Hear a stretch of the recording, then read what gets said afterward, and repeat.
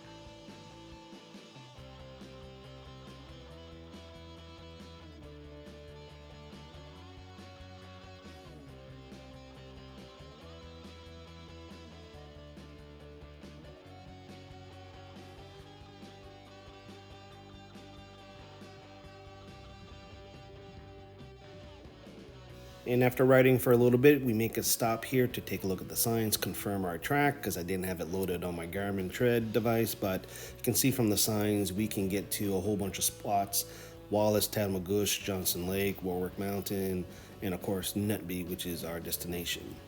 The trails are maintained by three local clubs. We have the Fundy Snowmobile Club, where we started at their clubhouse on the ride. There's also the North Shore Clubhouse, which we'll be passing towards the end of the run, and also Sutherland Lake Groomers. I think that's the third club. They all maintain over 100-kilometer trails. Of course, in the winter, you'll see during this ride, you have some of these main roads, and then there's just a spider web of other side trails that are linking up. But over the summer, probably not as many options, but definitely in the winter, there appears to be a whole bunch of riding available. So here we decided to take a little detour and take a look at the lookout, which overlooks towards DeBert and Masstown if you're looking towards the Truro way. So it's a nice little look off. We'll continue to ride, and again, we should be on 301 and 302 trail segments, and then we'll pop back on to the 104 as we head out to Nutby Mountain.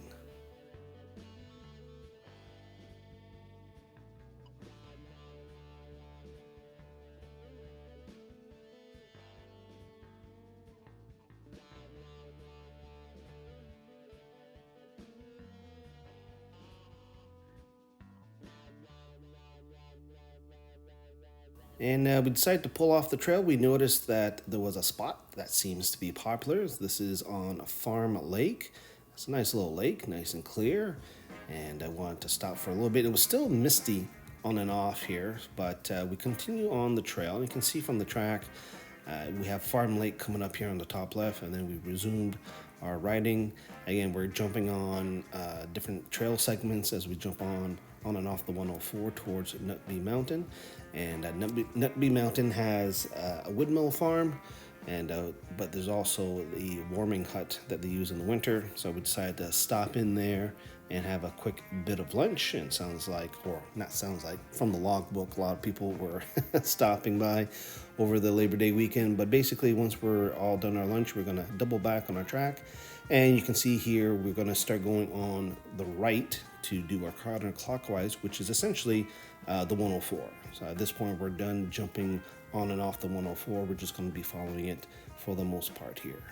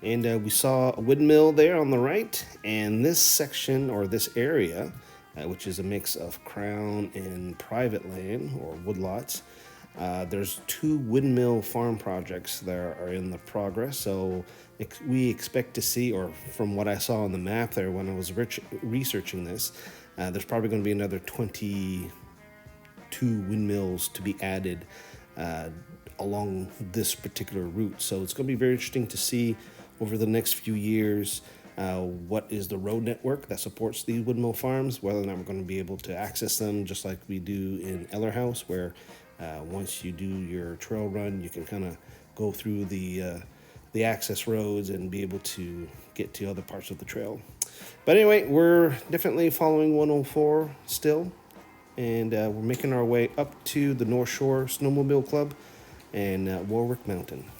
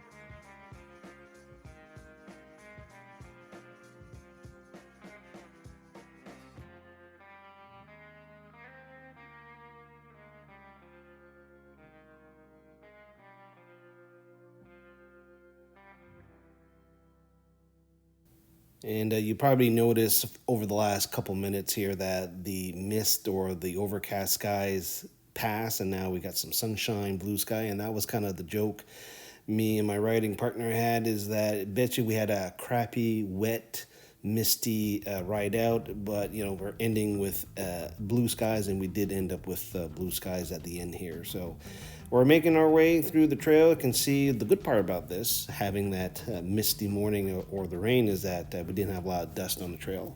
So that's great. Not a lot of people on the trail. We did run into 3 ATVs and a side-by-side, which I think we're going to hit at this point. I can't remember exactly when we're going to hit it, but it was fairly quiet ride. It was pretty good.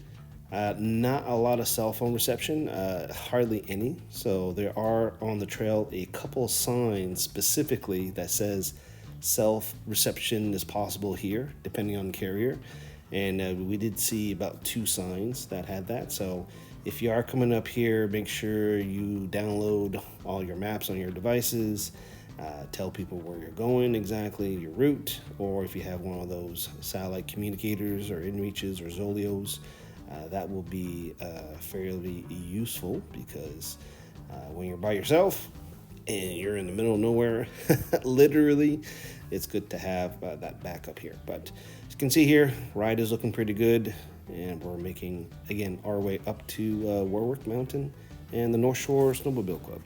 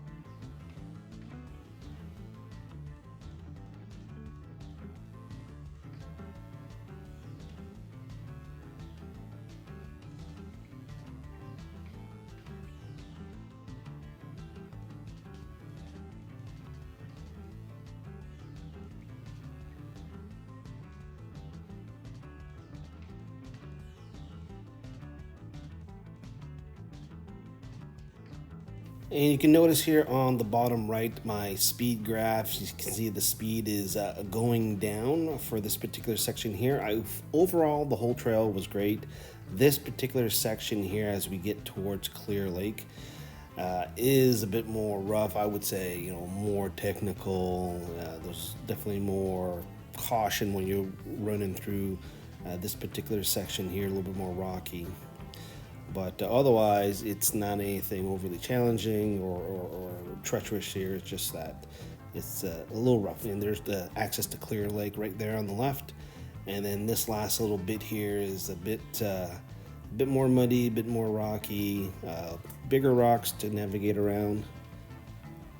So, and then we'll take a stop here once we hit the opening, take a look at our maps and see how much more we have to go. And of course, how much time we have. At this point, we're having a pretty good day, but time is getting short, and we want to make sure that we get home at a suitable hour so that we can get some supper and prepare for the next day.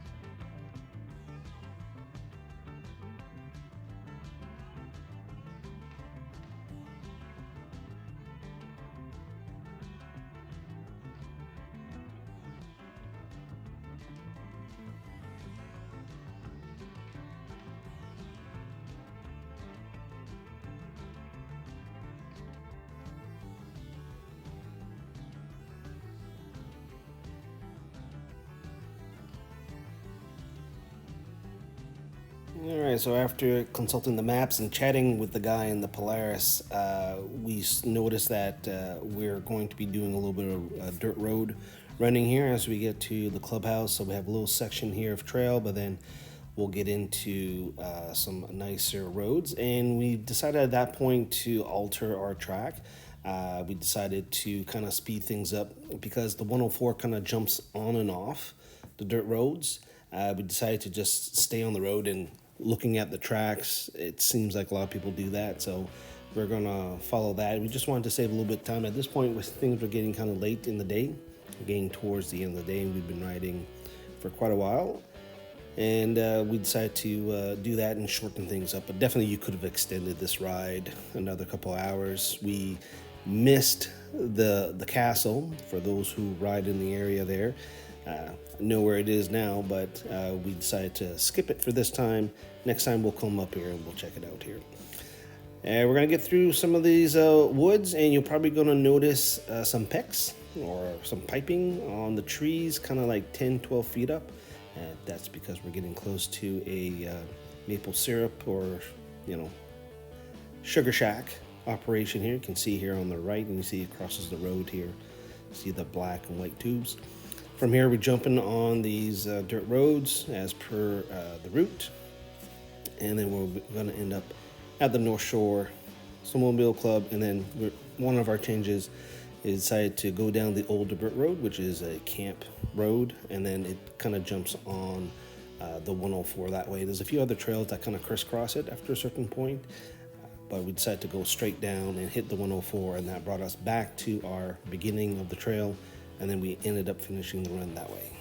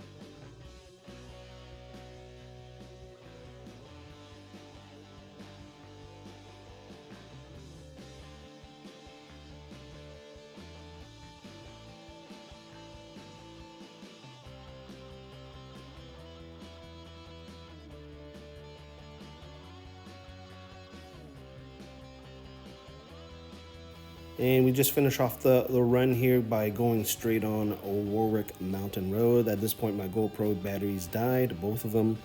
But you can see how the 104 kind of jets on and off this road. You can see from the left. Anyway, we turned at Old Dirt Road, which is at the corner here from the North Shore Snowmobile Club. And this is, again, a cottage camp road. And then the 104 essentially jumps on it. We'll go and do the trail on the left side eventually here as we go visit the castle, but essentially we're going to go back to that initial corner where we are all the signs, and then we got back home. So there you go. We'll talk to you guys next time.